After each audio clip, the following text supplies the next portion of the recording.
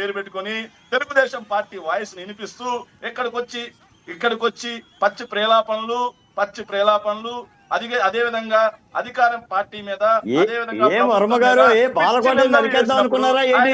శేఖర్ రెడ్డి గారు బాలకోటనే నరికేద్దాం అనుకుంటున్నారా ఏంటి? ఉండవా ఎందుకు ఊరికే అలా ఏ సెంటర్ చెప్పన్నా వస్తా.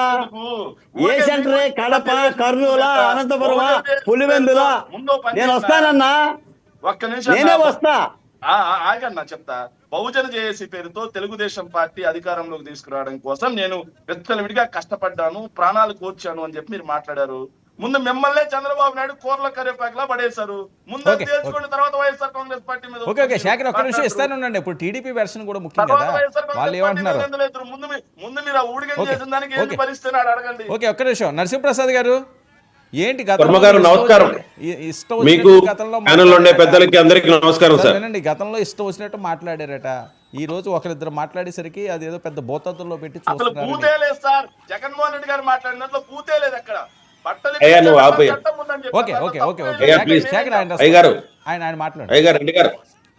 సార్ నేను ఆయన చెప్పిన ఉపోద్ఘాతం అంతా వింటూ అట్లే ఉండింది. ఆయన చెప్పిందంతా నిజమనో లేకపోతే ఇంకోటనో కాదు సార్. ఆయన మామూలుగానే మధ్యలో దూరే అలవాటు. నేను మాట్లాడితే ఆ కాజ్ చూపించి డిబేట్ అంతా జరగొడతాడు మళ్ళా. అందుకని నేను కామ్గా ఉన్నాను.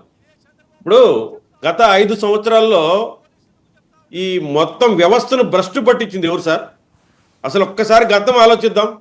ఎవరు పేరు చెప్తే మహిళలపై దాడులు గుర్తుకొస్తాయో, ఎవరు పేరు చెప్తే దళితుడిపై దాడులు గుర్తుకొస్తాయో, ఎవరు పేరు చెప్తే భూ కబ్జాలు, గనుల కబ్జాలు గుర్తుకొస్తాయో, ఎవరు పేరు చెప్తే నిరుద్యోగం గుర్తుకొస్తుందో, ఎవరు పేరు చెప్తే ఈ రాష్ట్రం నుంచి పరిశ్రమలు పారిపోయాయో వారే జగన్ గారు.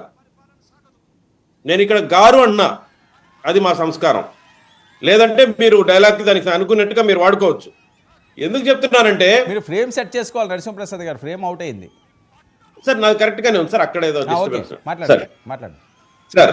ఎందుకు చెప్తున్నానంటే గత 5 సంవత్సరాల్లో ఎక్కడా లేని విధంగా ప్రజలు విసిగిపోయి తరిమి కొట్టారు. వాళ్ళని 11 స్థానాలకు పరిమితం చేశారు. మతి భ్రమించి ఈరోజు చేసేదేమీ లేక వాళ్లకు స్వతహాగా వచ్చిన, అంటే వాళ్ళ పుట్టుకతో వచ్చిన ఫ్యాక్షనిజాన్ని ఈరోజు బయటకు తీసుకురావాలని చూస్తున్నారు. ఇది ఖచ్చితంగా ఒక కుట్ర. కారుమూరి మాట్లాడినా లేకపోతే జగన్మోహన్ రెడ్డి గారు మాట్లాడినా దాన్ని చిన్నగా తీసుకునేదానికి లేదు. ఖచ్చితంగా దీని వెనక వాళ్ళ ప్లాన్ ఉంది. ఈ రాష్ట్రంలో అశాంతిని నెలకొల్పి ప్రజలను రెచ్చగొట్టి ఎలాగైనా తిరిగి అధికారంలోకి రావాలన్నది వాళ్ళ తపన. ఇక చేసేది ఏమీ లేదు. వాళ్ళు చేసే ఒకే ఒక ఆయుధం సంక్షేమం. అది కూడా డొల్లా, ఫేక్ అని ప్రజలు గుర్తించేశారు ఆల్రెడీ. ఇంకా రాబోయే రోజుల్లో వాళ్ళు చేయడానికి ఏమీ లేదు. వాళ్లకు మిగిలింది ఒకే ఒక ఆయుధం, రక్తపాతం కావచ్చు. అందుకే ఈరోజు రెచ్చగొట్టే వ్యాఖ్యలు చేస్తున్నారు.